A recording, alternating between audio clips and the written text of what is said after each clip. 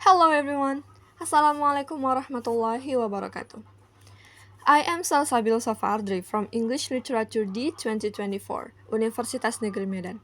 I'm here to present you my critical book review task with the book that I review is A Textbook of Translation by Newmark 1988.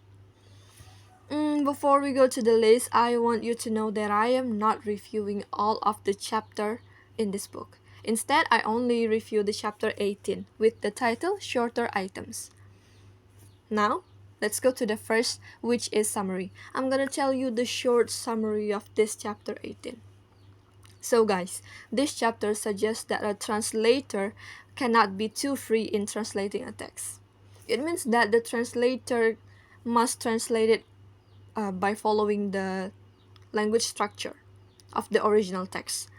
For example, they have to translate it word by word by keep maintaining the context of the original text. So it can be said that in short, this chapter is actually guide the reader or the translator to adopt or to maintain the style of the author. That's it. Now let's go to the strength. There are four strengths that I would love to talk about. First, this chapter has successfully given brief explanation about all short items that a translator needs to know. Second, this chapter used the word you and I, which create a vibe like the author or Newmark itself is talking to the reader or the translator. And the number three, the author give explanation or definition of each terminologies that are being discussed.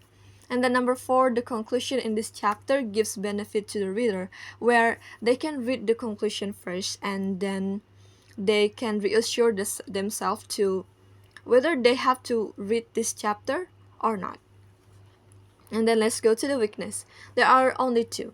First, although I have mentioned that this chapter talk about or give definition of each terminologies, unfortunately guys, this chapter does not conclude an explanation of basic elements of language or basic concept of language, as if it assumes that the reader has that basic knowledge, which might make some reader confused.